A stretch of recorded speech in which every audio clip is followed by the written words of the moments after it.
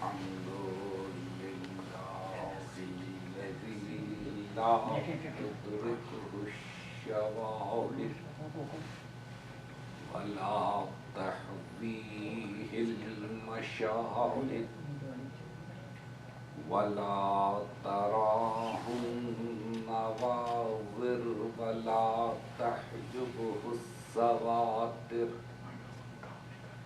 الدال على قدمه بحدوث خلقه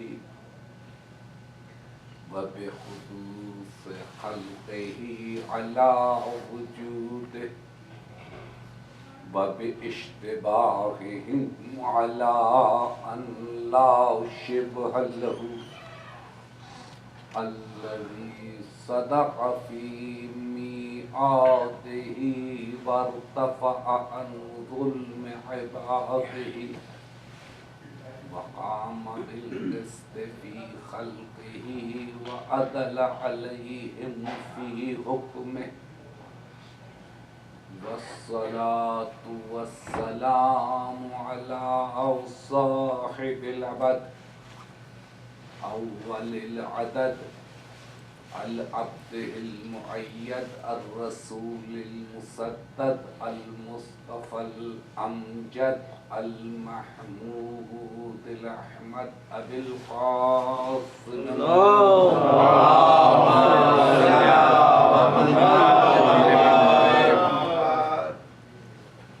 وأهل بيته الطيبين الطاهرين المعصومين الذين أذهب الله عنهم الرجس وطهرهم تطهيرا.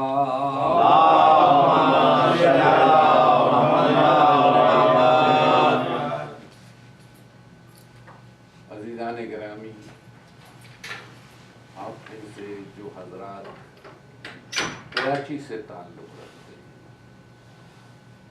وہ ایک شخصیت سے ضرور آگاہ ہوں گے، جناب چچا وحید الحسن رضوی صاحب، جو صحیح معنی میں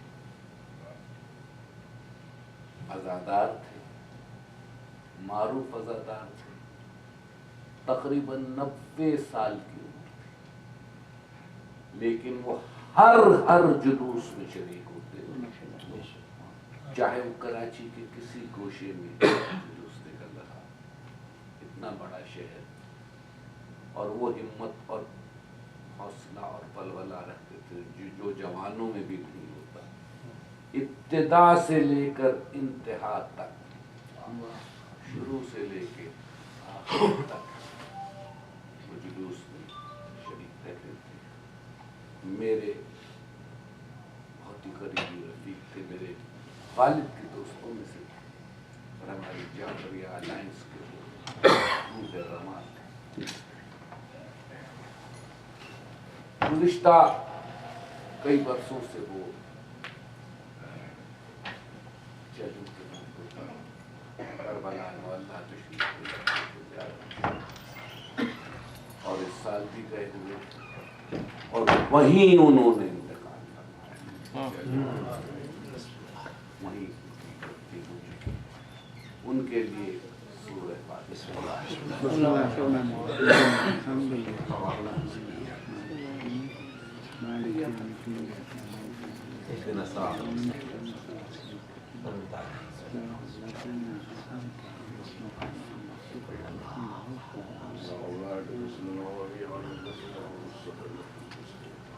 صلوات محمد وآل محمد صلوات۔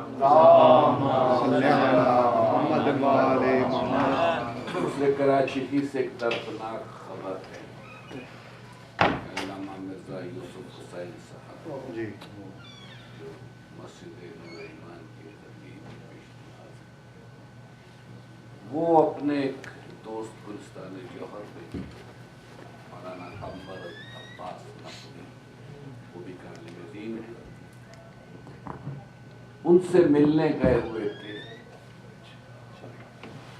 نیچے گاڑی پارک تھی، اس میں ان کا گارڈ اور ان کے دوست بیٹھے پر فائرنگ کی، پولیس گارڈ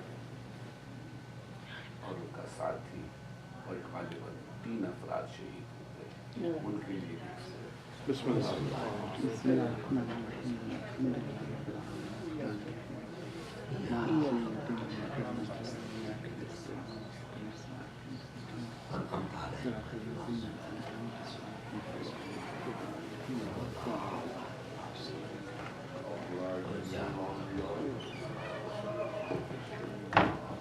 عزیزان گرامی، کل ہم نے اس منبر سے گفتگو کا آغاز کیا تو ہم جائزہ لینا چاہتے ہیں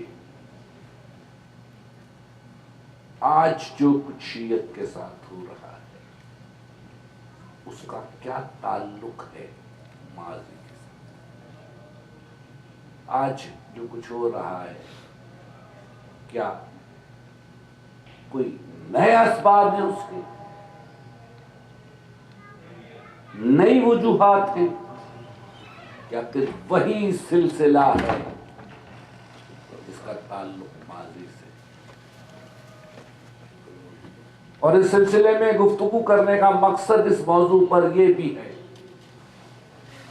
کہ آپ حضرات وطن سے دور ہیں لیکن یقیناً آپ کو تشویش بھی ہے، درد بھی رکھتے ہیں، تعلق بھی رکھتے ہیں، اور یہاں بیٹھ کر جو کچھ ہو سکے آپ کرنا بھی چاہتے ہیں.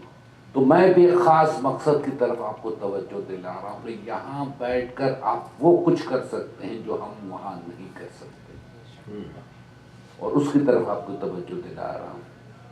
یہ میڈیا وار کا زمانہ ہے، یہ میڈیا وار کا زمانہ ہے، اور یہاں سے آپ بیٹھ کر میڈیا وار بڑی آسانی سے لڑ سکتے ہیں، کیونکہ آپ ایک ایسی فضا میں زندگی گزار رہے ہیں جہاں کوئی رکاوٹ نہیں ہے، آپ کی آواز کو کوئی دبا نہیں سکتا، آپ آواز حق بلند کر سکتے ہیں، آپ کو کسی کا خوف نہیں ہے، کوئی قانونی قدغن نہیں ہے جو کہ ہم پر ہے. ہم پر ہے، ہم نہ آزادی کے ساتھ کچھ لکھ سکتے ہیں نہ بول سکتے. بعض اوقات ہماری آواز دبا دی جاتی ہے، ہم مظلوم ہوتے ہیں لیکن ہم کو ظالم بنا دیا جاتا ہے. ہمارے ساتھ بڑا ظلم ہوتا ہے اور پری پلانڈ ہوتا ہے، اور اس کے بعد پروپیگنڈا ہمارے خلاف ہوتا ہے، اس میں سرکاری مشنری اور میڈیا بھی شامل ہو جاتا ہے، اور حقیقت کو توڑ مروڑ کر پیش کیا جاتا ہے. اور جب معاملات رفع دفع ہو جاتے ہیں، ٹینشن ختم ہو جاتی ہے، تب کہیں جا کر حقیقت سمجھ میں آتی ہے کہ کیا ہوا تھا. لیکن اس وقت فضول ہوتا ہے، اور اس دوران نامناسب مطالبات اٹھتے ہیں، ظلم کرنے کے بعد، زیادتی کرنے کے بعد، اور ان ناجائز مطالبات کو جبری طور پر منوانے کی کوشش کی جاتی ہے، جیسا کہ ابھی ہو رہا ہے. راولپنڈی کا سانحہ پری پلانٹ تھا. پورے ملک میں 50,000 سے زیادہ لائسنس جلوس نکلتے ہیں، اور ہر جلوس کے راستے میں مسجدیں آتی ہیں، ہر جلوس کے راستے میں کئی مسجدیں آتی ہیں. کہیں کچھ نہیں ہوتا، اور پورے ملک میں کہیں کچھ نہیں ہوا. یہ ایک خاص مقام پر ایک خاص مسجد کے آگے، جس مسجد کی ایک ہسٹری رہی ہے، ایک تاریخ رہی ہے، ماضی میں بھی یہاں سے 2003 میں فساد کرایا گیا تھا، اور یہاں کا خطیب ہمیشہ سے زہر اگلتا رہا تھا. جو موجودہ خطیب ہے اس کے والد بھی، اور جو موجودہ خطیب ہے وہ بھی.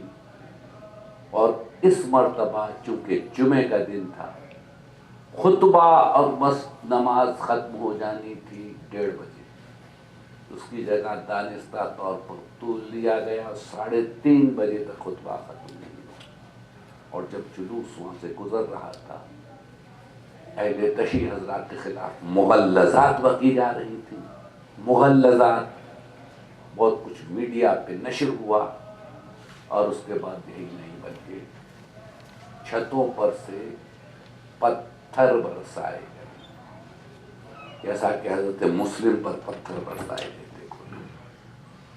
تو ظاہر اس کے بعد کچھ ری ایکشن ہوا، لیکن جو آگ لگائی گئی ہے مارکیٹ میں وہ تو اس سے 1.5-2 کلومیٹر آگے تھے، پیچھے سے آیا تھا وہ طبقہ دہشت گردوں کا، جس کا شرکائے جلوس سے کوئی تعلق نہیں تھا، اور شرکائے جلوس میں سے کوئی نہیں تھا معروف سیاستداں وہاں کے شیخ رشید نے خود کہا وہ شکلیں ہی اور تھیں، ان کا نہ اہل تشیع سے تعلق تھا، نہ کسی سے، نہ ان کا راولپنڈی سے تعلق تھا۔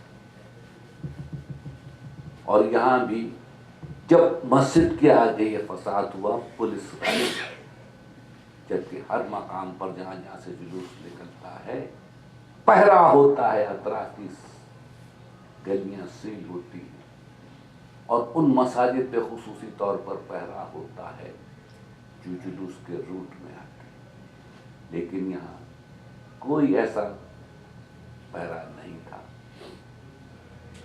راولپنڈی کے اعلیٰ افسران پولیس کے غائب تھے عمدن اس دن، ڈی پی او اور سی پی او وغیرہ، وہ ہیلی کاپٹر میں سیر سپاٹے کر رہے تھے، بہانا یہ تک کسی ٹیررسٹ کو گرفتار کرنے گئے، اور ایسے میں سب کچھ ہوا، اور جو کچھ ہوا، اور اس کے بعد جو افراد قتل ہوئے ہیں ان کے بارے میں بھی وضاحت آ چکی۔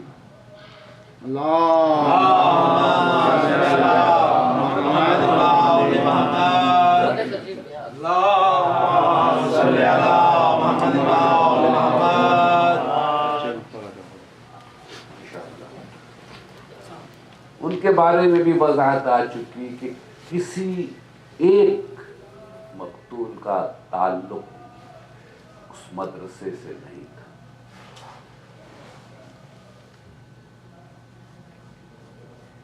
اور نہ ہی وہ راولپنڈی کے شہری تھے۔ تو پھر سوال یہ کہ کون تھے اور کہاں سے آئے تھے، کس لیے آئے تھے؟ عزیزو، ایسا ہی 2 سال قبل جو کچھ کراچی میں ہوا 10 محرم کو، اس سلسلے میں بھی عرض کروں کہ لائٹ ہاؤس کے پاس وہ بم بلاسٹ ہوا جلوس کے شرکاء پر، جس کے بعد بھگدڑ مچی، اور اس کا ری ایکشن اس سے 1.5-2 کلومیٹر آگے ڈینسو ہال کے پاس ہوا، جس کا مارکیٹ ایریا لگی۔ تو وہ نوجوان چہروں پر کپڑے باندھے ہوئے میری بدر ٹاور کی طرف سے نمودار مارکیٹوں کو، اور الزام اس کا اداکاروں پر آیا، بعد میں جا کے حقیقت آیا، اور اس سلسلے میں بھی پہلے تو الزام اہل تشیع پر آیا، اور کثرت سے ہمارے لوگ شرکائے جلوس تھے وہ بعد میں پکڑے گئے فوٹیج دیکھ کر، اور اس کے بعد حقیقت کھلی کہ جند اللہ کے افراد تھے جنہوں نے یہ کارروائی کی تھی، وہ گرفتار بھی ہوئے، چھوڑ دیے گئے، اور اس کے بعد کورٹ کے احاطے سے وہ فرار اختیار کر گئے یا فرار اختیار کرایا گیا، اور پھر آج تک ان کو پتہ نہیں، اور کسی بھی سانے کی جوڈیشل رپورٹ اعلان تو ہو جاتا ہے لیکن وہ سامنے وہ پھر منظر عام پر نہیں آتی، حتیٰ کہ مشرقی پاکستان کے بارے میں بھی حمود الرحمان رپورٹ آج تک نہیں آئے، حمود الرحمان کبھی۔ تو یہ تو یہ سب کچھ پری پلان ہوتا ہے، کرایا جاتا ہے اور الزام پھر عزاداروں پہ ڈالا جاتا ہے اور پھر مطالبات شروع ہو جاتے ہیں کہ جلوس نہیں نکلنا چاہیے، جلوس نہیں نکلنا چاہیے، جلوس کی وجہ سے بدامنی ہوتی ہے، جلوس کی وجہ سے شر ہوتا ہے، کبھی جلوس کے شروع کا حملہ کر دیتے اور کبھی ان پر حملہ ہوتا ہے، حالانکہ دونوں بات غلط ہے۔ پورے سال میں تقریباً 50,000 جلوس نکلتے لائسنسڈ، لیکن شرکاء جلوس تو جلوس میں عبادت سمجھ کے شریک، شر نہیں، شر دوسری طرف سے کیا ہے، اور وہ دوسری طرف سے بھی ایک مخصوص طبقہ ہے، ایک مخصوص مکتب فکر ہے، تمام اہل سنت برادران میں ایک مخصوص طبقہ ہے، ایک مخصوص مکتب فکر ہے، اسی کے لوگ شر کرتے ہیں، پھر اسی کی حمایت میں اسی مکتب فکر سے تعلق رکھنے والے نام نہاد علماء آ کر کے مطالبات کرتے ہیں۔ تو عزیزوں بات یہ ہے، اور یہ جو پابندیوں کے مطالبات کرتے ہیں جلوسوں پر، جو اسے حرام سمجھتے ہیں، وہ خود اب ہر 8ویں دن ریلی نکالیں، ہر 8ویں دن وہ خود ریلی نکال دیں مختلف بہانوں سے احتجاج کرتے ہوئے، کبھی کسی مسئلے پر، کبھی کسی مسئلے پر، کبھی کسی مسئلے پر۔ اور اب تو انہوں نے مذہبی نوعیت کے بھی جلوس نکالنا شروع کر دی، خاص طور پر 1 محرم، 18 ذی الحجہ، تو جو ہمارے لیے حرام ہے وہ ان کے لیے حلال ہے، یہ کیسے؟ تو عزیزوں سے سمجھنے کی کوشش کریں، ذرا بچوں کو بٹھا دیں، کل کافی مجلس ڈسٹرب رہی، دیکھیے میں کچھ سوچ کے نہیں آتا ہوں، ممبری پہ سوچنا بھی ہوتا ہے، سوچنا بھی ہوتا ہے، تو ذرا ڈسٹربنس نہیں ہو۔ صلوات پر محمد وعلی محمد صلوات۔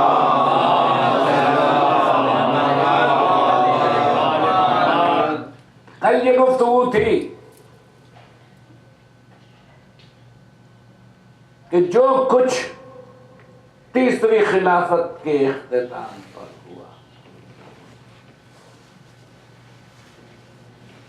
وہ ایک عوامی اپرائزنگ تھی، عوامی بغاوت تھی، کوئی اچانک سازش نہیں ہوئی، کوئی ڈرون آ کے نہیں گرا تھا، کوئی ڈرون آ کے نہیں گرا تھا، یہ ایک عوامی اپرائزنگ تھی اس دور میں ہونے والی کرپشن کے خلاف۔ یہ وہ گفتگو ہے جو ہم نہیں کرتے، لیکن اب کرنے پہ مجبور ہیں، اور یہاں پر اس لیے تاکہ آپ حقائق کو سمجھیں اور اس پر خود تحقیق کریں، اور لوگوں میں جو مسکنسیپشنز ہیں اور ڈس انفارمیشن ہے اسے دور کرنے کی کوشش کریں۔ اس پر گفتگو ہم نے خود نہیں کی، لیکن اب مجبور کہ جو تیسرے دور میں کرپشن ہوئی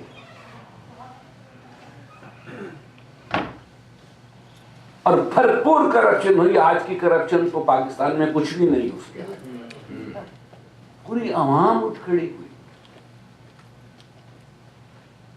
رسول نے جو منصفانہ نظام دیا تھا، اسلام کا جو معاشی نظام تھا انتہائی منصفانہ تھا، یہاں مال غنیمت پورے انصاف کے ساتھ تقسیم ہوتا تھا۔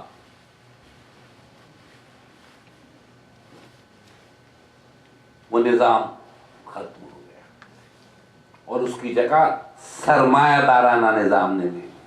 یہ سرمایہ داری، یہ جاگیرداری جو مسلمانوں میں آئی، یہ دوسرے اور تیسرے دور سے آئی۔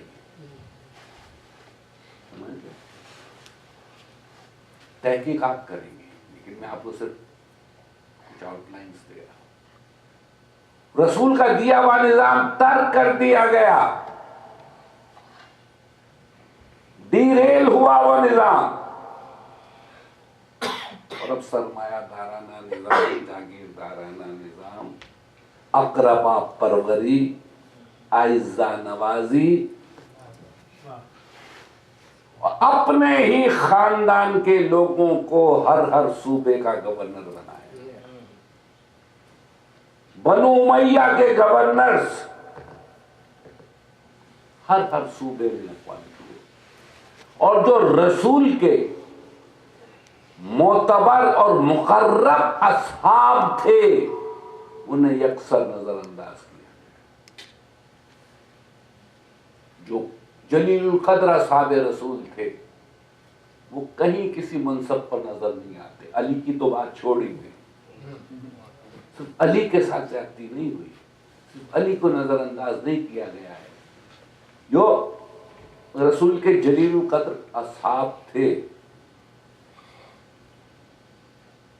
سلمان کو لے لیں، ابو ذر کو لے لیں، مقداد کو لے لیں، عمر کو لے لیں، میسن کو لے لیں، یہ بڑے بڑے جو جلیل القدر اصحاب تھے جن کی خدمات تھی رسول کے دور میں، انہیں تو یکسر نظر انداز کیا گیا۔ اور یہ طلقائے مکہ، طلقائے بنو امیہ ہر منصب پہ نظر آئے، اور جسے جتنا چاہا بیت المال سے حاکم وقت نے عطا کر دیا، پورا کسی ملک کا خمس عطا کر دیا، جاگیریں عطا کر دی۔ کتنی کرپشن ہوئی ہے، کوئی مولانا مودودی کی کتاب بانی جماعت اسلامی، ان کی کتاب خلافت و ملوکیت اٹھا کر دے گے۔ خلافت و ملوکیت، اس میں انہوں نے تجزیہ کیا ہے کہ خلافت ملوکیت میں بدلی کیسے، کیا وجوہات تھی، کیا اسباب تھے جو خلافت ملوکیت میں تبدیل ہوئی۔ کہتے تو یہ ہیں کہ جا کر کے حضرت علی کے بعد خلافت ملوکیت میں بدلی، لیکن وہ خود جو کچھ لکھتے آ رہے ہیں بتا رہے ہیں کہ تیسرے دور میں خاص طور پر کتنی کرپشن ہوئی، اس کا آغاز دوسرے دور سے ہو چکا، جہاں سے رسول کا معاشی نظام بنتا ہے۔ سمجھ میں آئی بات ہے؟ پورا اس ملک کو فتح کیا، اس کا پورا ہومس اور بیت المال دے دیا جس کو چاہا، خاص طور پہ عبد الرحمن ابن عوف، کتنے بڑے وہ سرمایہ دار اور جاگیردار بنے، کیا خدمات تھیں اسلام کے لیے ان کی، صرف عزیز داری جو چاہ دے دیا۔ داماد مروان ابن حکم ڈی فیکٹو وزیر اعظم،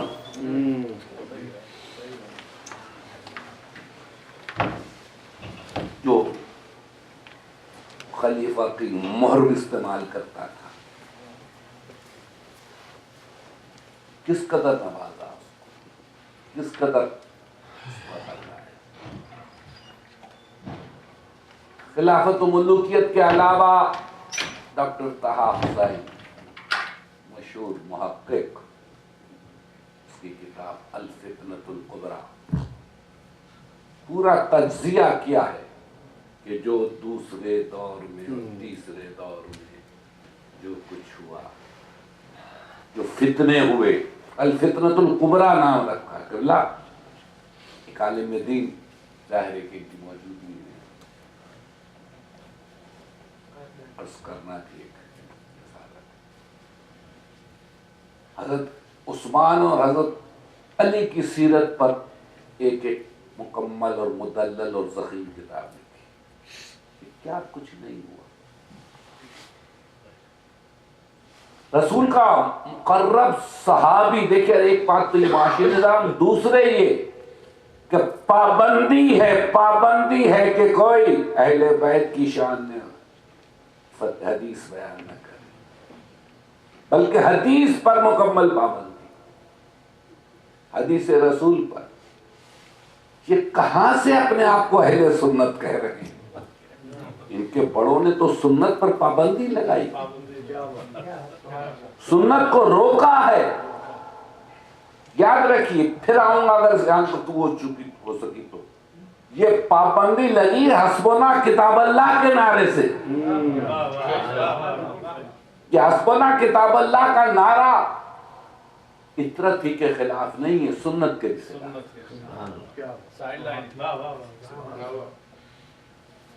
حسبنا کتاب اللہ، ہمارے لیے کتاب کافی ہے، کتاب کافی ہے، کتاب کافی ہے، تو پھر کتاب ہی سے ذرا نماز تو پڑھ کے دکھا دو۔ اہل کتاب ہے، ترکیب نماز کی تو قرآن سے نکال کے دکھا دو، قرآن ٹٹول کے تو دکھا دو کہ صبح کی کتنی رکعت ہے، ظہر کی کتنی رکعت ہے، عصر کی کتنی رکعت ہے، مغرب کی کتنی اور عشاء کی کتنی۔ ترکیب تو نماز کی بتا دو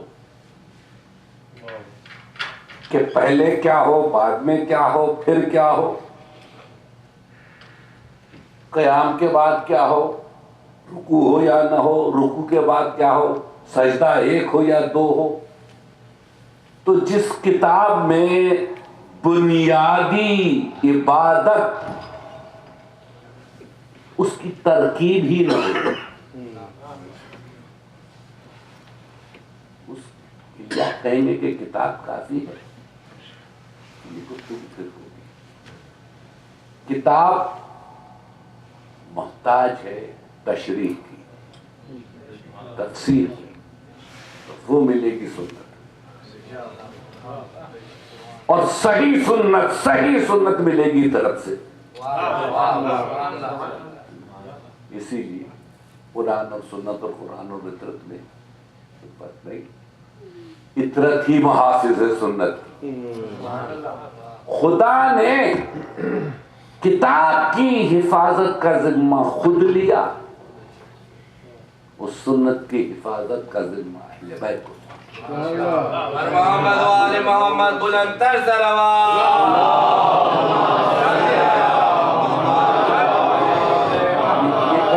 کئی تقریروں کا خلاصہ ہے میری دو جملوں میں کہ خدا نے خود ذمہ لیا ہے قرآن کی حفاظت کا، ہم نے اس ذکر کو نازل کیا ہے اور ہم اس کی حفاظت کرنے والے۔ لیکن کتاب تو رسول کے ہوتے ہوئے بھی کافی نہ تھی، رسول کی زندگی میں کافی نہ تھی، کتاب سمجھ میں نہیں آتی تھی بغیر عمل رسول کے۔ عمل رسول سمجھاتا جا رہا تھا کہ کتاب کا منشا کیا ہے، کتاب کا مقصود کیا ہے۔ اسی لیے حکم ہوا لقد کان لکم فی رسول اللہ اسوۃ حسنہ، تمہارے لیے بہترین نمونہ رسول کی ذات گرامی، بہترین نمونہ زندگی کا رسول کی ذات گرامی میں۔ اور حکم ہوا کیا کہ جو کچھ کتاب میں ہے لے لو، جو کتاب میں نہیں ہو چھوڑ دو، نہیں، کتاب میں یہ حکم ہے، کتاب میں جس کو حسبنا تھا وہ کتاب حکم دیتی ہے، ما آتاکم الرسول فخذوہ وما نہاکم عنہ فانتہوہ، جو کچھ رسول دے لے لو، جس سے روکے روک جاؤ۔ وہی کتاب جس کو کافی کہا گیا، وہ کتاب کہہ رہی ما آتاکم الرسول فخذوہ وما نہاکم عنہ فانتہوہ، جو کچھ رسول دے، جو کچھ دے وہ لے لو، اور جس سے روکے وہ رک جاؤ۔ یہ ہے رسول کا حقیقت میں اختیار اور اقتدار۔ نہیں، آپ نے غور نہیں کیا، حقیقی اقتدار رسول کا کیا ہے؟ رسول کی حکومت کیا ہے، رسول کی سلطنت کیا ہے، جو آج بھی قائم ہے۔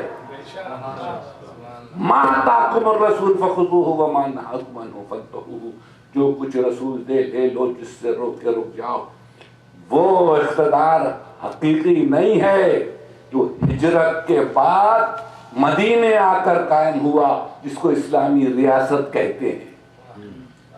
سمجھے میں کیا کہہ رہا ہوں؟ وہ حقیقی اقتدار نہیں ہے جس کو اسلامی ریاست کہا گیا، جو فتوحات کے نتیجے میں آنے والے سرحد رسول کے کنٹرول میں آئی۔ وہ تو اقتدار مروان کے پاس بھی رہا، یزید کے پاس بھی رہا، بنو امیہ اور بنو عباس کے تاجداروں کے پاس بھی رہا۔ میرے مولا کی بزم میں گفتگو ہو رہی تھی ملک سلیمان پر۔ ملک سلیمان اصحاب گفتگو کر رہے تھے۔ ایک مرتبہ میرے امام نے سر اٹھا کر کہا بس ہو چکی گفتگو۔ سلیمان کا ملک میرے جد کے ملک کے مقابلے پر ہیچ تھا، ہیچ تھا۔ سلیمان کا ملک، وہ تو ہوا میں فضا میں حکومت کی۔ سلیمان کے ملک کے سامنے آپ کے جد کا ملک ہیچ تھا۔ کہاں ہے آج سلیمان کا ملک؟ کہاں ہے؟ اور میرے جد کا ملک قیامت تک قائم ہے، قیامت تک قائم ہے۔ میرے جد کے ملک کی حدود ہی معین نہیں ہو سکتی۔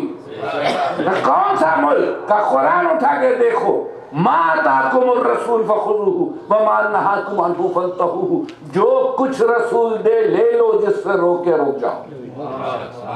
یہ ہے میرے جد کا ملک، اور یہی ملک ہے جس کا وارث رسول نے علی کو بنایا۔ من کنت مولاہ فہذا علی مولاہ کہتے۔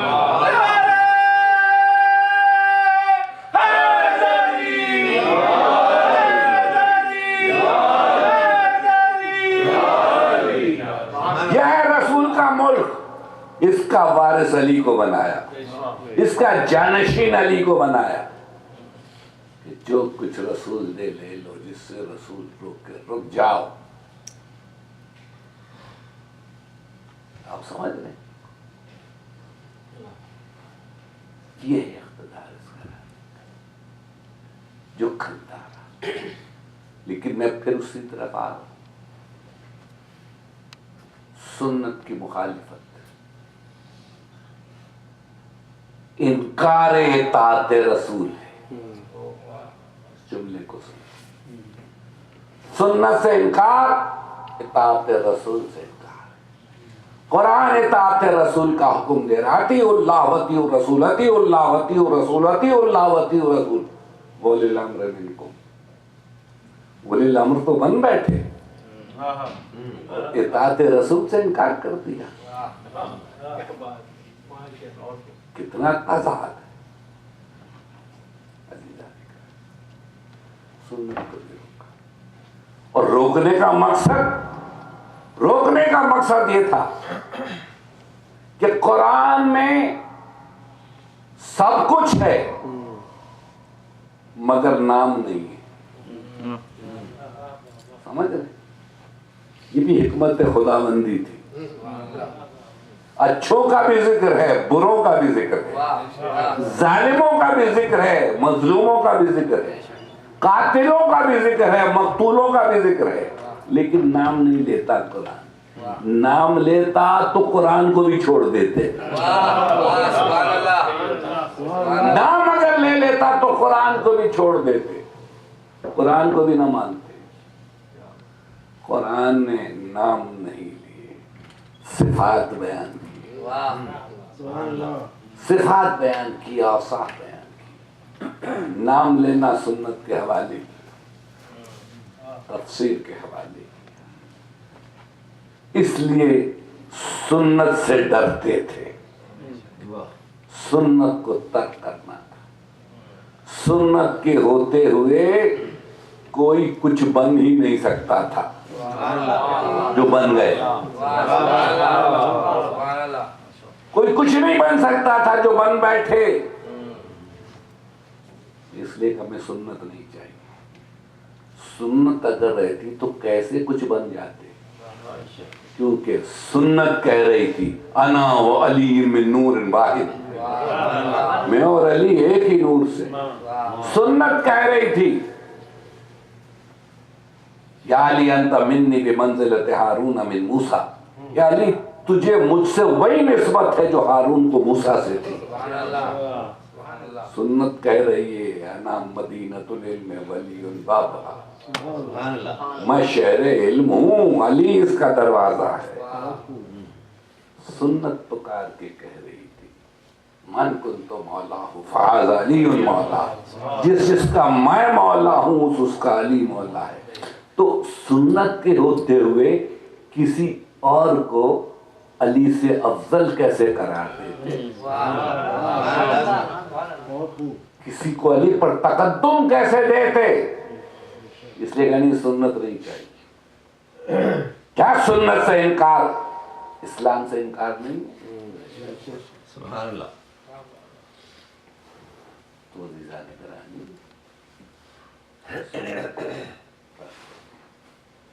صرف اہل بیت سے گھبرا کر اہل بیت کے مقام کو گرانے کے لیے سنت کا انکار کیا ہے نا.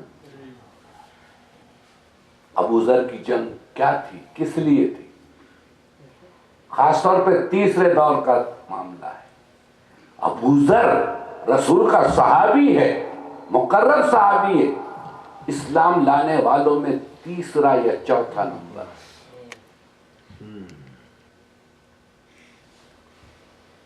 ابو ذر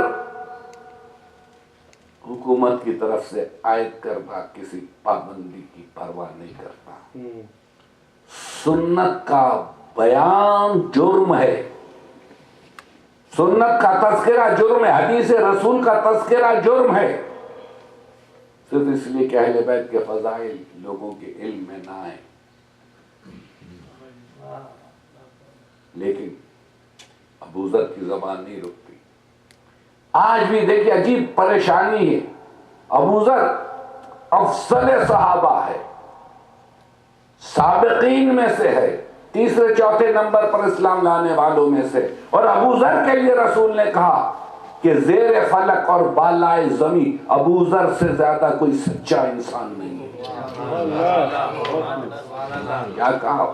زیر فلک اور بالائے زمین ابو ذر سے کوئی زیادہ سچا انسان نہیں. کبھی کہا ابو ذر میری امت میں زہد میں ابو ذر ایسا ہے جیسا کہ عیسی ابن مریم. اتنا بڑا مقام ہے، کیا منصب ملا اس کو، کیا قدر کی اس کی، کیا مقام ملا ابو ذر کو. ابو ذر وہی مفلس ہے، وہی نادار ہے. ابو ذر کو پرواہ نہیں اپنی مفلسی. اور میں اس پر بھی ہو سکا تو آؤں گا. ابو ذر کے لیے رسول نے کہہ دیا تھا کہ تمہارے ساتھ کیا ہوگا. ابو ذر کا جرم یہ ہے کہ ابو ذر خانہ کعبہ کا پردہ پکڑ کے رسول کی احادیث بیان کرتا ہے. اے لوگوں سنو، اللہ کے رسول نے کہا علی تو اور میں ایک ہی نور سے. کبھی حدیث منزلت یاد دلا رہا ہے، کبھی حدیث ولایت یاد دلا رہا ہے، کبھی حدیث ذوالشیرہ یاد دلا رہا ہے، اور کبھی کہتا ہے لوگوں تم نے کیا کیا، کن کو تم آگے لے آئے، کن کو تم نے پیچھے کر دیا.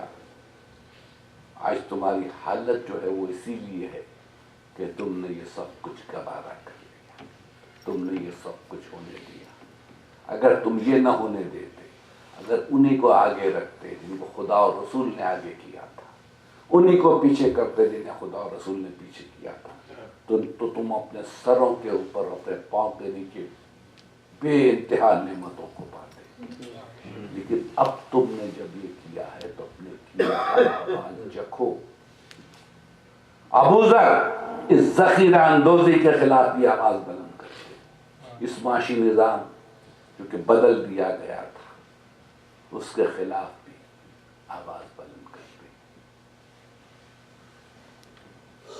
اس سرمایہ داری کے خلاف کی آواز بلند کر. کبھی ابو ذر مدینے سے نکالے جاتے ہیں، شام بھیج دی جاتے ہیں، شام میں بھی یہی روش ہے، شام سے بھی نکال دی جاتے ہیں، پھر مدینے میں بھی وہی صورت ہے، پھر ربضہ نکال دی جاتی ہے. تو عزیزو صرف اہل بیت پر مظالم نہیں ہوئے، صحابہ کرام کو پر مظالم ہے.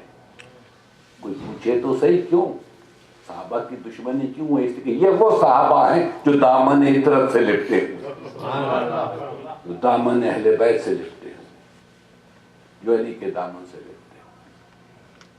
عمار یاسر کے ساتھ ملا، کون سا مقام ملا، کون سا منصب ملا عمار یاسر صاحب؟ علی کو نظر انداز نہیں کیا. اور پھر علی سے تو دشمنی قدیمی ہے، صحابہ سے تو علی کی وجہ سے دشمنی ہوئی ہے.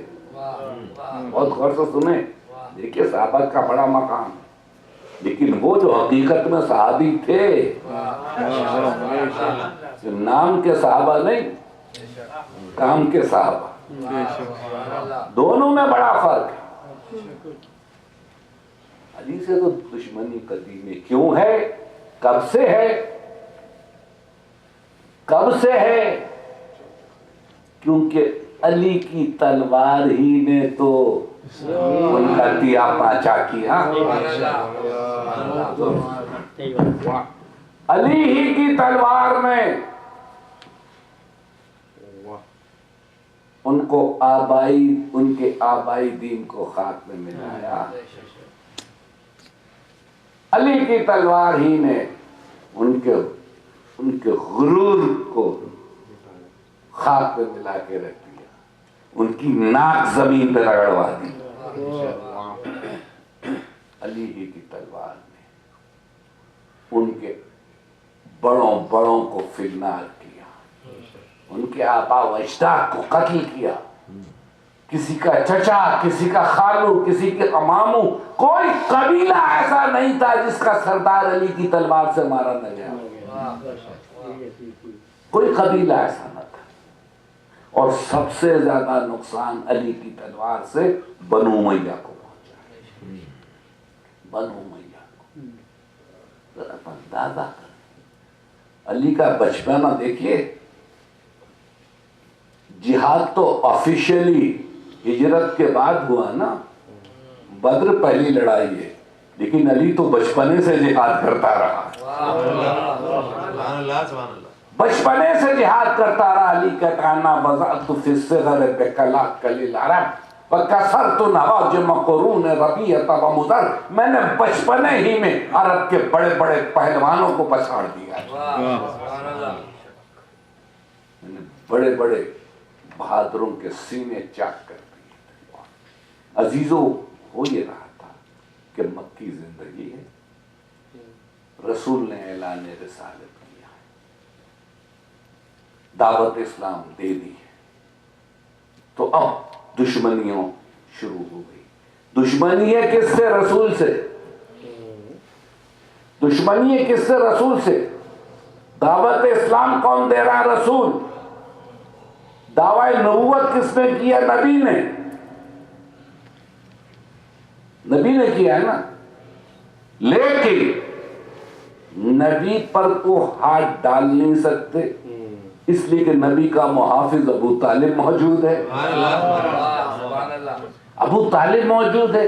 پہلے ہی دن سے اس نے ذمہ لے لیا حفاظت کا. اب کسی کی مجال نہیں. رسول پر ہاتھ ڈالنا ابو طالب سے ٹکرانا ہے.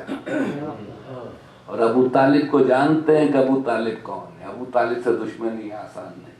ابو طالب نے کہہ دیا میرے لال، میرے چاند، جو جی میں آئے کہتا جا. اور رسول کیا کرتا ہے؟ ان کے خداؤں کو برا کہتا ہے، ان کے بتوں کو برا کہتا ہے نا. اب دیکھیے آج بھی تو یہی ہے کہ ہمارے بزرگوں کو برا کہتے ہیں. آج سے آپ کی دشمنی، آپ سے دشمنی کیوں؟ ہمارے بزرگوں کو برا کہتے ہیں، ہمارے بزرگوں کو برا کہتے ہیں. آپ واجب القتل کیوں ہیں؟ آپ کافر کیوں ہیں؟ کیا جرم ہے آپ کا؟ یہ ہمارے بزرگوں کو برا کہتے ہیں. پہلے اپنے بزرگوں کی بزرگی ثابت تو کرو. کوئی اپنے بزرگوں کی بزرگی ثابت تو کرے. ثابت ہو جائے تو بے شک نہیں کہیں گے. لیکن جو نہ ہو اور بن جائیں یا بنا دیے جائیں تو ان کو بھی ہمارے بتوں کو برا کہتا ہے, ہمارے بتوں کو برا کہتا ہے. بھائی کیا کہتا ہے اور آج ہم کیا کہتے ہیں؟ وہی کہتے ہیں نا جو حقیقت ہے. بھائی بروں ہی کو برا کہا جاتا ہے, اچھوں کو کوئی برا نہیں کہتا. اچھوں کو کوئی برا نہیں کہتا. وہ کیوں نہیں کہتے؟ جواباً یہی ہے نا. تو بروں ہی کو برا کہا جاتا ہے, بتوں کو برا کہتے. اور کیا کہتا تھا رسول؟ یہ بت نہ تمہیں فائدہ پہنچا سکتے نہ نقصان. یہی کہتا تھا نا. ان کی پرستش کیوں کرتے ہو؟ نہ تمہیں فائدہ دے سکتے نہ نقصان, نہ تمہیں کچھ دے سکتے ہیں نہ تم سے لے سکتے ہیں. یہ تمہارے بنائے ہوئے ہیں, تم ان کے پیدا کیے ہوئے نہیں ہو. یہ تمہارے ہاتھوں سے بنائے ہوئے تراشے ہوئے ہیں, تم کو انہوں نے پیدا نہیں کیا. ہم نے بنا دیا تو یہ بن گئے خدا. ہم نے بنا دیا تو یہ بن گئے خدا. اپنا ہے یہ قصور, بتوں کی خطا نہیں.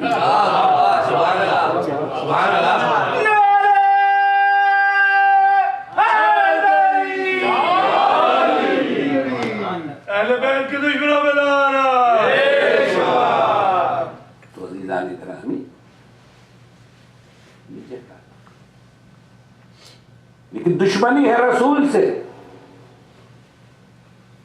محافظ رسول کا ابو طالب, خوف ہے ابو طالب کا. تو اب کیا کرتے؟ خود تو ہاتھ نہیں ڈال سکتے, اپنے بچوں کو آگے کر دیا.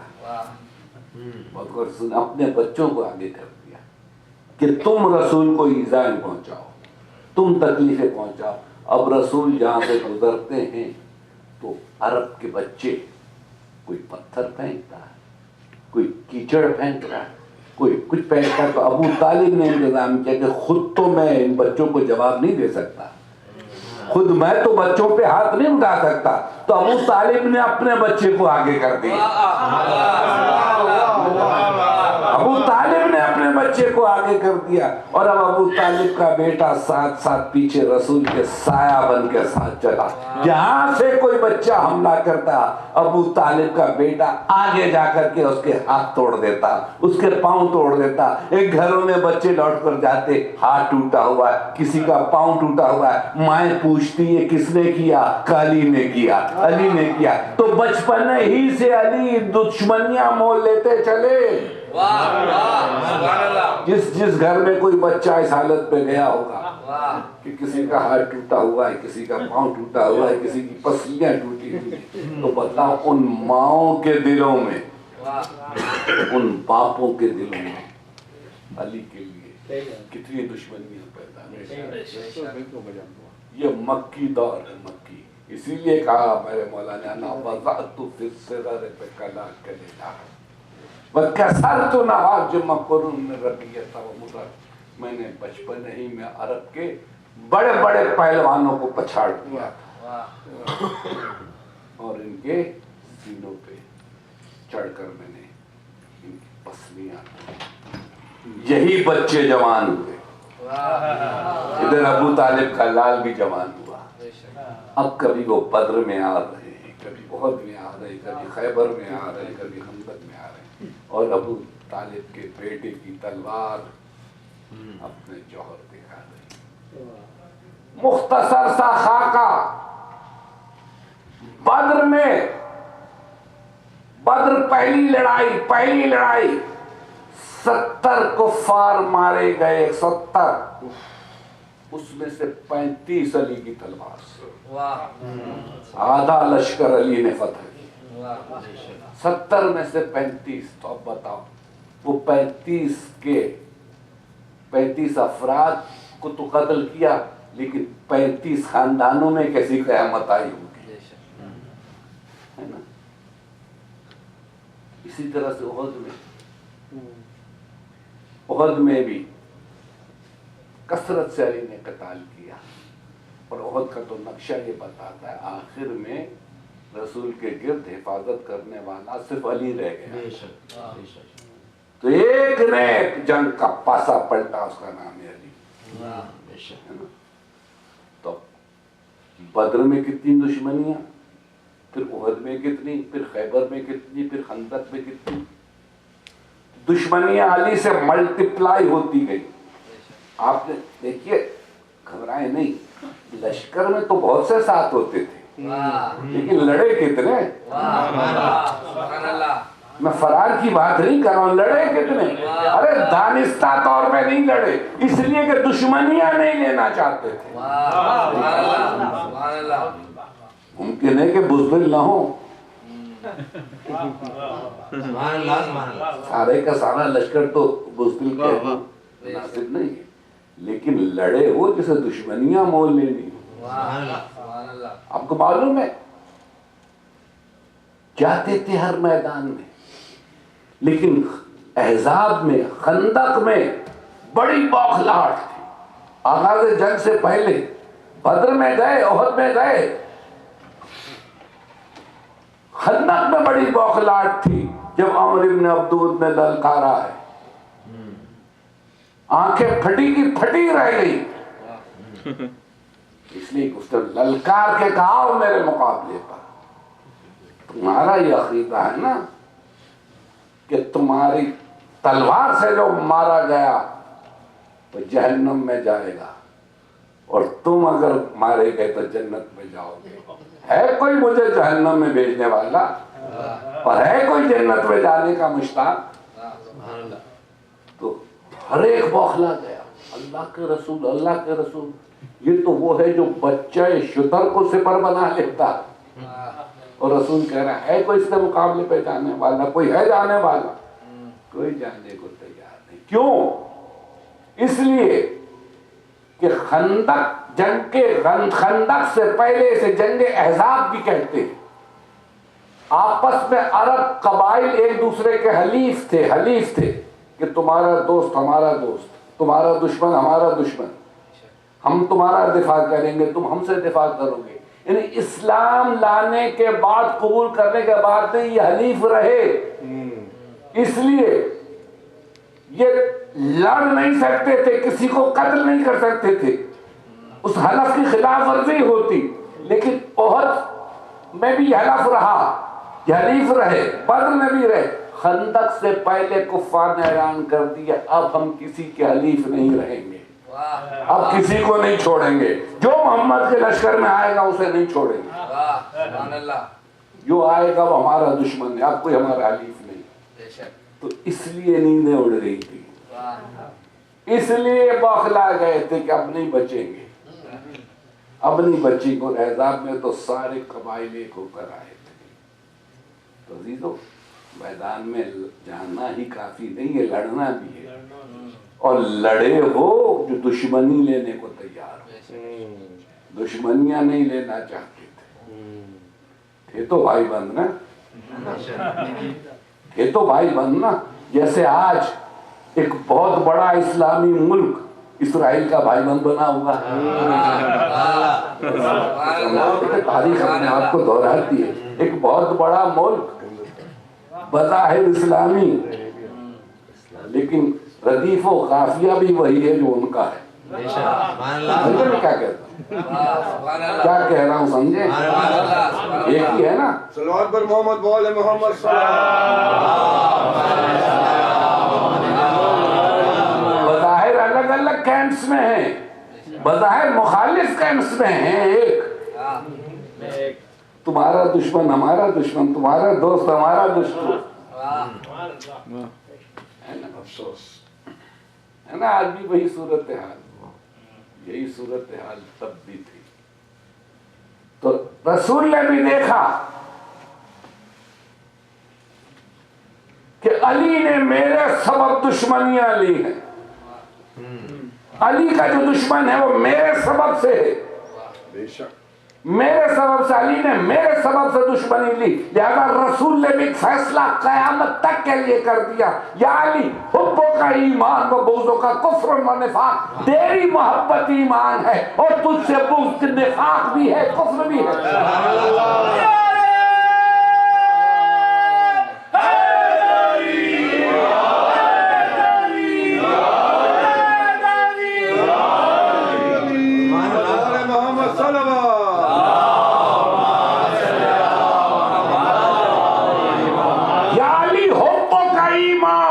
تیری محبت ایمان ہے۔ اب آئی حدیث سمجھ میں،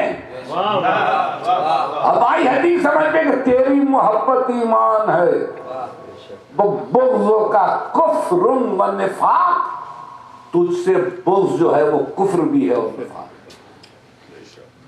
یہ نہیں کہا کہ میری محبت ایمان ہے، غور سے سنو، رسول نے یہ نہیں کہا کہ میری محبت ایمان ہے اور مجھ سے بغض کفر و نفاق ہے۔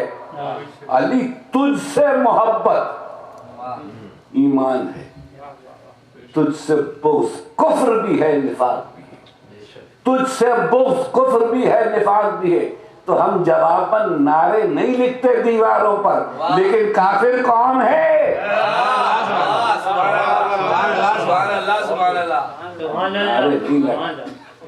لیکن کافر کون ہے؟ آج کافر کون ہے؟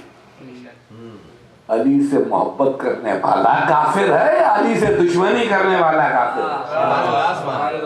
علی سے بغض رکھنے والا کافر ہے۔ کون ہے کافر؟ یہ حدیث ہمیشہ، اور یاد رکھیں یہ حدیث صرف آپ کی کتابوں میں نہیں ہے، یہ صرف آپ ہی کی کتابوں میں نہیں، عالم اسلام کی کتابوں میں، تمام مشہور و معروف احادیث کی کتابوں میں ہے کہ رسول نے کہا یا علی حب کا ایمان و بغض کا کفر و نفاق، تیری محبت ایمان ہے، تجھ سے عداوت کفر بھی ہے نفاق بھی ہے۔ لا یحبک الا المؤمن، اے علی تجھ سے محبت نہیں کرے گا، نہیں کرے گا، نہیں کرے گا مگر مومن۔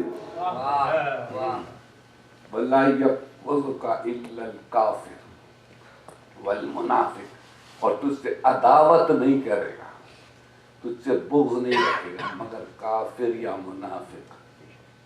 اور خود میرا مولا کہتا ہے کہ اگر میں منافق کے سامنے سونے اور چاندی کے انبار لگا دوں اس بات پر کہ مجھے دوست رکھے، مجھے کبھی دوست نہیں رکھے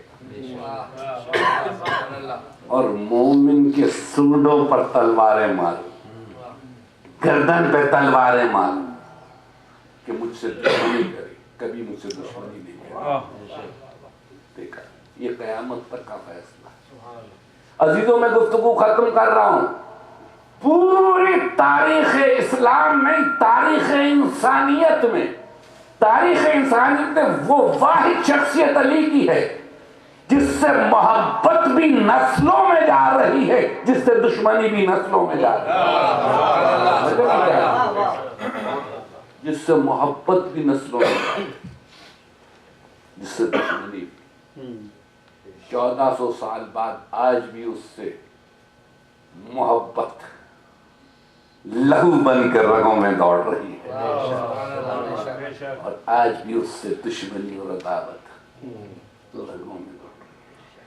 آپ کا کیا قصور ہے؟ میرا کیا قصور ہے؟ کیوں ہم واجب القتل ہیں؟ کیوں قتل کیے جا رہے ہیں؟ کیا سبب ہے؟ علی کے دوست، علی کے شیعہ ہیں۔ شیعہ کس کے؟ علی کے۔ یہ تو 1400 سال پہلے گزر گئے نا، لیکن علی سے دوستی ہے، علی سے محبت ہے۔ تو پھر علی سے محبت میں اگر مارے جا رہے ہیں تو مارنے والا کون ہے؟ مارنے والا کون؟ اور مجبوری دیکھو مارنے والوں کی کہ چوتھا خلیفہ راشد بھی ماننے پر مجبور۔ وہ لقمہ ہے علی جو گلے میں پھنسا ہوا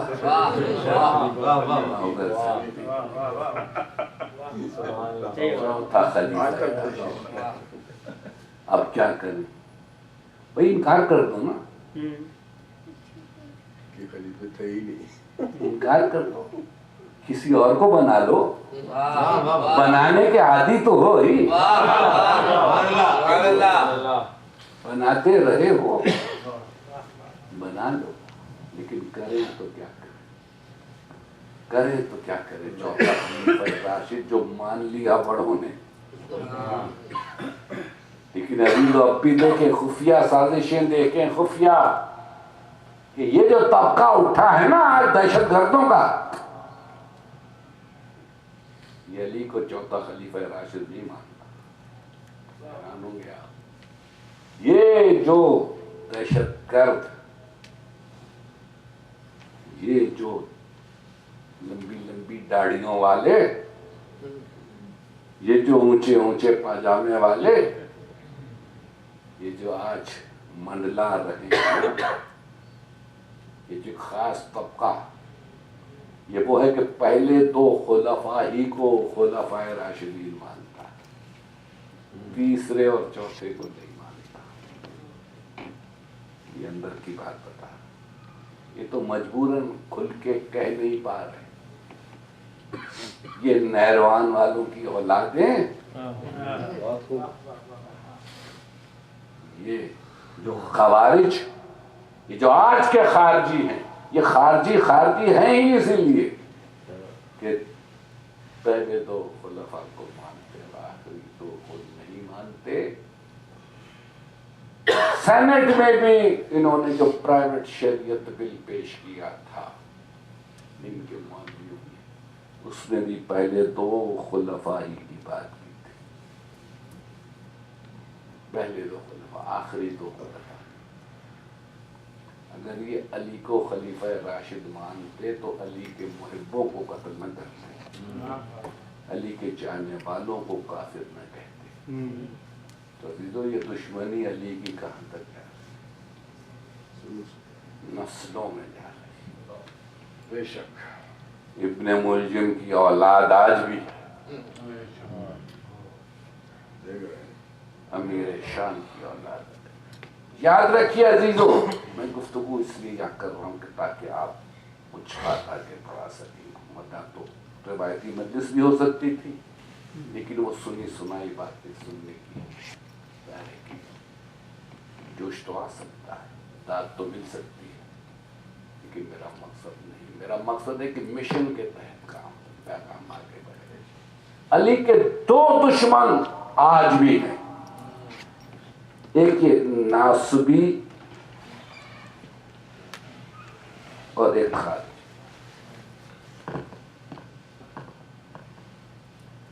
یہ نواصب ناصبی اور یہ خارجی کو.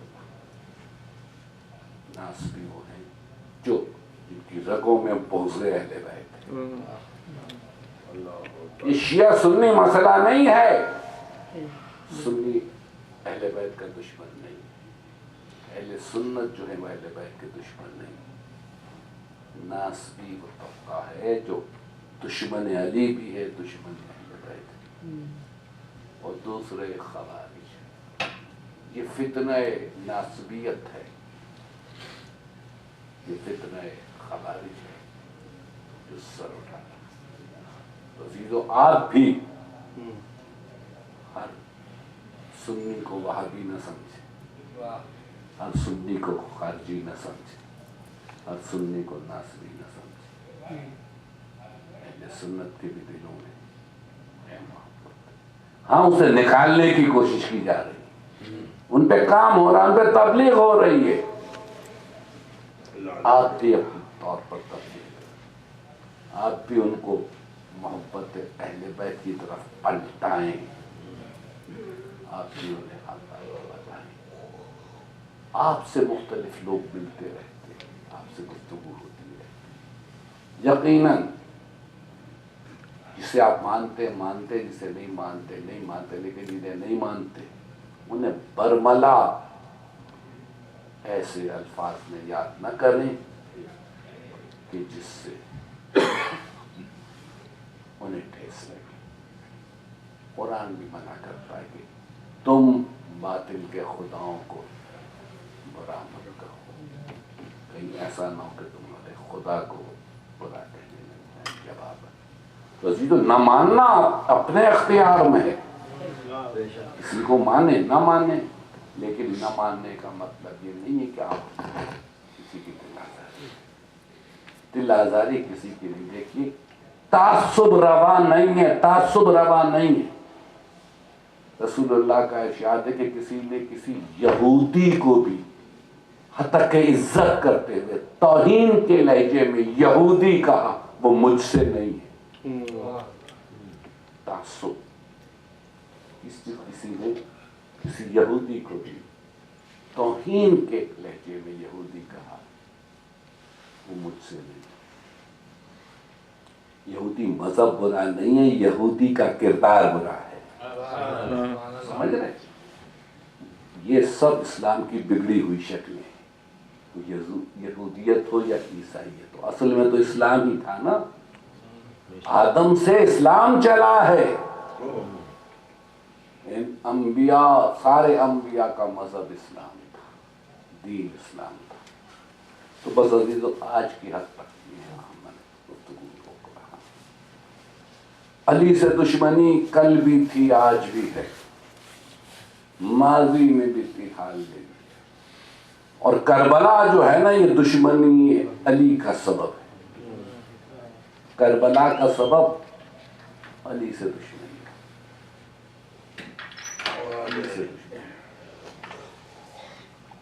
کربلا میں جب پورا لشکر قتل ہو گیا، حسین تنہا رہ گئے، تنہا۔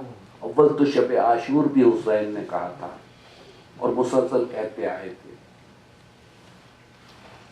کہ میری منزل شہادت ہے، میری منزل شہادت ہے، یہ مجھے قتل کر کے دم لیں گے، میری منزل شہادت، میں شہادت کی طرف جا رہا ہوں، میں موت کی طرف جا رہا ہوں۔ شب عاشور بھی اصحاب کو جمع کر کے کہا کہ کل جنگ ہونی ہے اور مجھے شہید ہونا ہے، تم میں سے جو جانا چاہتا ہے چلا جائے۔ میں نے اپنی بیعت اٹھا لی، میں نے بیعت تم پر سے اٹھا لی، تم میں سے جو جانا چاہے چلا جائے۔ جسے جان عزیز ہو، مال عزیز ہو، اولاد عزیز ہو، چلا جائے، مجھے کوئی گلہ نہیں ہوگا، مجھے کوئی کسی سے گلہ نہیں ہوگا۔ تم نے یہاں تک میرا ساتھ دیا، میں تم سے بہت خوش ہوں، میں قیامت کے دن شکایت نہیں کروں، جو جانا چاہے چلا جائے۔ اس لیے اس قوم کو صرف مجھ سے دشمنی ہے، یہ مجھے قتل کرے گی اور مجھے قتل کر کے دم لے گی، تم سے دشمنی نہیں، تم چاہو تو چلے جاؤ۔ یہ کہہ کے چراغ بھی گل کر دیا، چراغ گل کر دیا، یہ کہہ کر دیکھو اگر اس روشنی کے سبب تم نہیں جا رہے مجھے چھوڑ کر، کئی شرم و حیا حائل ہو رہی ہے، تو میں نے چراغ بھی بجھا دیا، اب تو کوئی کسی کی صورت نہیں دیکھ سکتا، جو جانا چاہے چلا جائے۔ اور پھر جو چراغ روشن کیا تو دیکھا سارے کے سارے اصحاب موجود ہیں اور تلواریں نکالی ہوئی ہیں۔ مولا کیا ہم اپنی گردنیں اڑا دیں؟ آپ ہماری وفا کا امتحان لینا چاہتے ہیں؟ مولا یہ ممکن نہیں کہ ہم آپ کے دامن کو چھوڑ کے چلے جائیں، اگر چلے گئے قیامت کے دن آپ کو تو شکایت نہیں ہوئی، لیکن ہم آپ کے جد کو کیا منہ دکھائیں گے، ہم کیا منہ دکھائیں گے؟ مولا اگر 70 بار بھی قتل ہوں اور 70 بار زندہ کیے جائیں، ہم ہرگز آپ کو چھوڑ کے نہیں جائیں۔ عزیزو، تب حسین کیوں قتل ہوئے یہ اصحاب حسین؟ حسین کی محبت میں، سنو، حسین کی محبت میں قتل ہوئے نا۔ اور پھر جب حسین تنہا رہ گئے، سارے ساتھی شہید ہو گئے، حسین تنہا رہ گئے، تنہا میدان میں آ، اور آخری وقت خطبہ دیا، اور خطبہ دے کے پوچھا لما تقتلوننی، مجھے قتل کیوں کر رہے ہو، کیوں قتل کر رہے ہو؟ ام علی شریعت غیرتھا ام علی سنت بدلتھا، کیا میں نے شریعت کو بدل دیا؟ کیا میں نے سنت میں کوئی تبدیلی کر دی؟ کیا میں نے کوئی نیا دین پیش کر دیا؟ کیا میرے ذمے کسی کا خون ہے؟ کیا مجھ سے کسی کے قصاص کا مطالبہ کر رہے ہو؟ حسین عجیب سوال کر رہے، دیکھیے میرے ذمے کسی کا خون ہے، 2 جنگیں ہو چکی ہیں، جمل اور صفین، دونوں میں نعرہ تھا قصاص کا کہ ہم تیسرے خلیفہ کے قتل کا قصاص چاہتے ہیں، قصاص چاہتے ہیں، قصاص چاہتے ہیں۔ حسین پوچھتے ہیں مجھ سے کس کا قصاص چاہتے ہو؟ میرے ذمے کسی کا خون ہے؟ جواب کچھ نہیں تھا، جواب کیا تھا؟ نقتلک بغضا لابیک، ہم تجھے تیرے باپ کی عداوت میں قتل کر رہے ہیں۔ نقتلک بغضا لابیک، ہم تجھے تیرے باپ کی عداوت میں قتل کرنا چاہتے ہیں۔ تو کربلا بغض علی میں، کربلا بغض علی میں۔ اب آپ سمجھے اونو محمد کیوں شہید ہوئے؟ اس لیے کہ علی کے نواسے تھے۔ قاسم کی لاش کے ٹکڑے کیوں ہوئے؟ قاسم علی کا پوتا تھا۔ عباس کے بازو کیوں قلم ہوئے؟ عباس علی کا بیٹا تھا، عباس شجاعت علی کا وارث تھا۔ آپ سمجھے علی اکبر کے سینے پہ برچھی کیوں لگی؟ کیوں برچھی لگی؟ اس لیے کہ علی اکبر علی کا پوتا تھا۔ 6 ماہ کا بچہ کیوں شہید ہوا؟ 6 ماہ کے بچے کا کیا قصور تھا؟ کسی جنگ میں ہوا ہے کہ 6 ماہ کا بچہ قتل کیا جائے؟ مگر اس بچے کا یہ قصور ہے کہ یہ علی کا پوتا تھا۔ اب آپ سمجھے حسین سجدے میں کیوں ذبح ہوئے؟ ارے اتنی تو مہلت دیتے کہ سجدے سے سر اڑ جاتا، سجدے میں تو ذبح نہ کرتے، لیکن حسین علی کا بیٹا نہیں۔ اب آپ کو ایک سوال کا جواب ملے گا کہ کربلا میں شام غریباں کیوں آئی؟ کیوں آئی شام غریباں؟ کیوں خیموں میں آگ لگی؟ کیوں لاشیں پامال ہوئے؟ کیوں خیموں میں آگ لگی؟ کیوں قناتیں جلی؟ کیوں بیویوں کے سروں سے چادریں چھینی گئیں؟ کیوں عابد بیمار کو تازیانوں سے ستایا گیا؟ کیوں بیمار کے گلے میں طاق، ہاتھوں میں ہتکڑیاں، پاؤں میں بیڑیاں، اور زینب و کلثوم بے ردا؟ کیا پردے کا حکم اڑ گیا تھا؟ منسوخ ہو گیا تھا؟ یہ زینب و کلثوم کے سروں سے چادریں کیوں چھینی گئی؟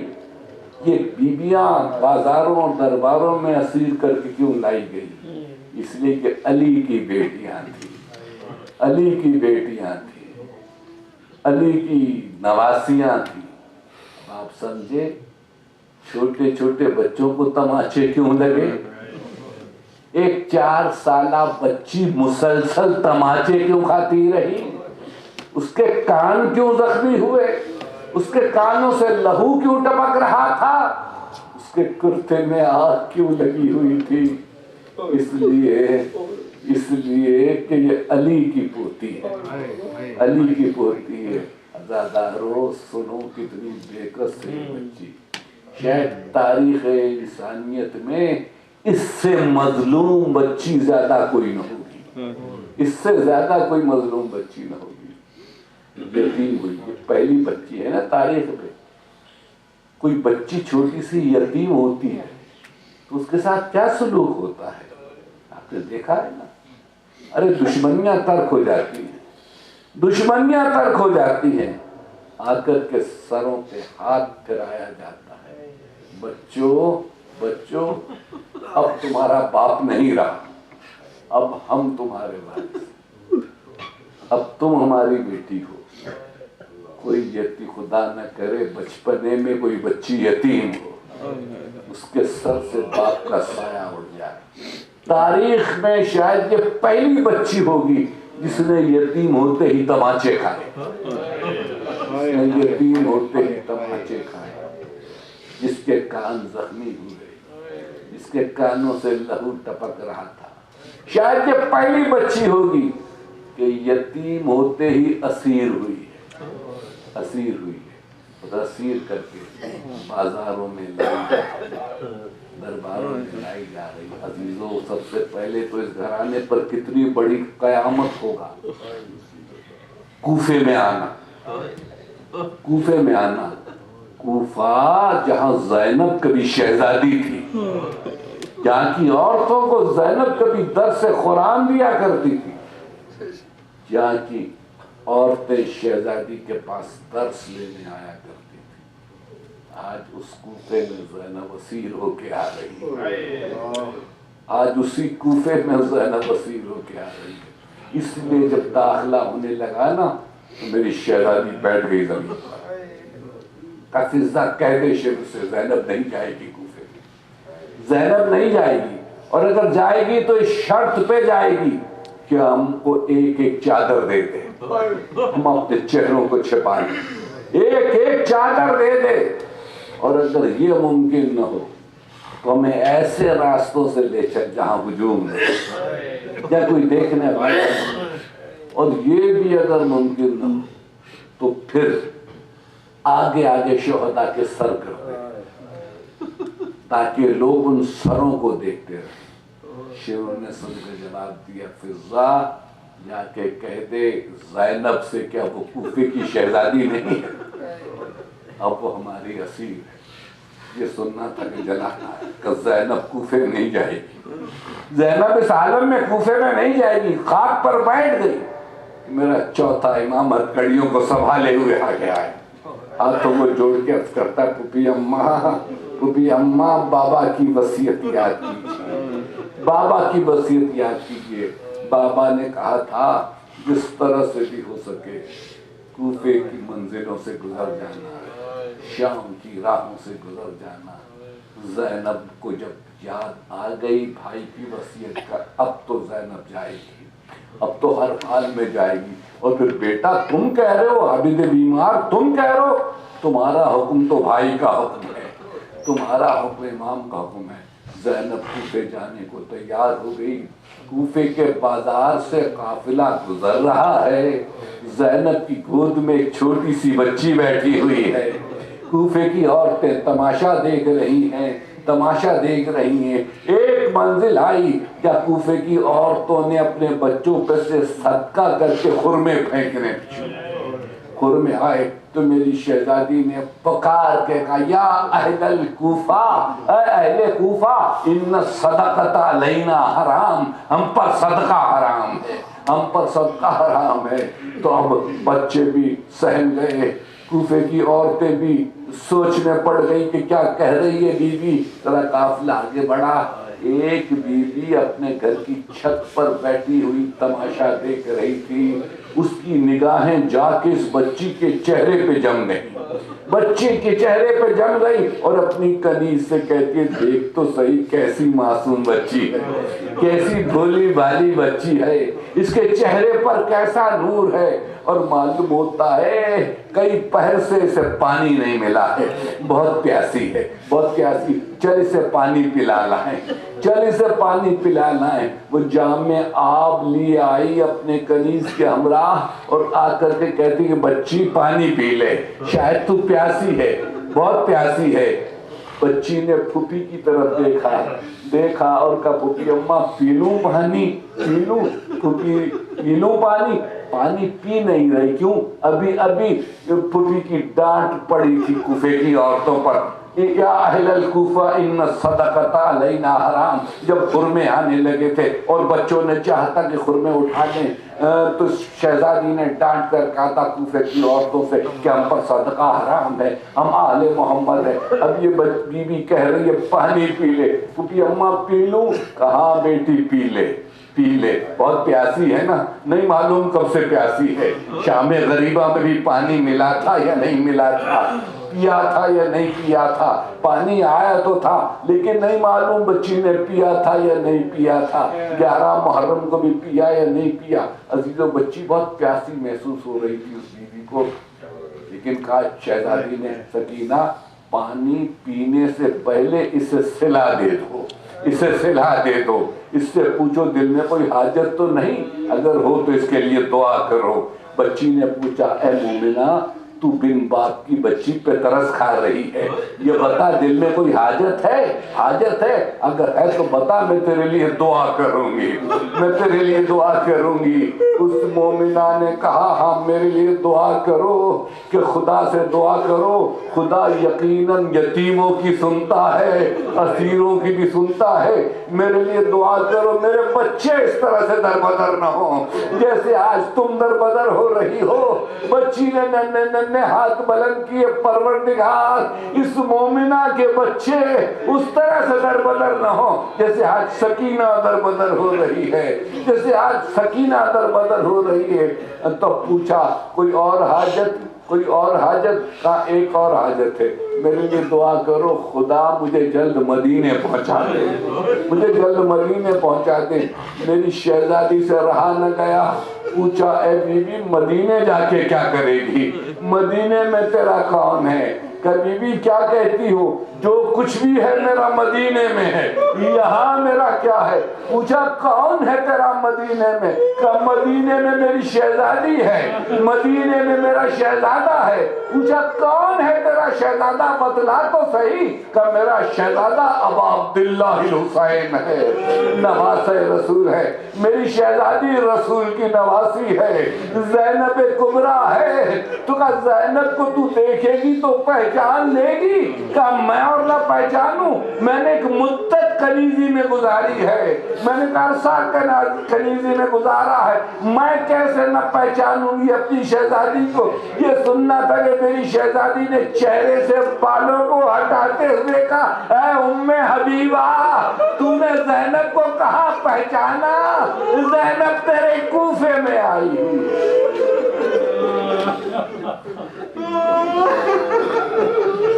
پروردگار اس توسل کو قبول فرما، معبود ہمیں کوئی غم نہ دے،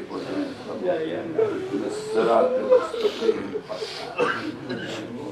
پروردگار دنیا میں امن و امان کو نافذ فرما، فتنہ و فساد کا خاتمہ کر، مسلمانوں کو متحد کر، مقامات مقدسہ کی حفاظت کر، زمانے کے امام کا جلد از جلد ظہور کر، اور ہم سب کو